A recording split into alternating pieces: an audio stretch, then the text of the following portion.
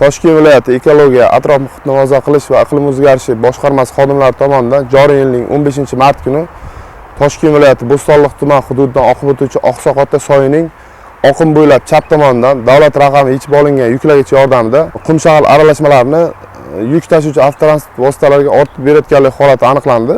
Avtotransport haydovchilaridan ushbu ortilgan qum shag'al aralashmalarini qayerga olib borib to'kayotganlik so'ralganda, shu yaqin atrofda joylashgan tosh maydalash sexiga olib borib to'kayotganligini ma'lum qildi.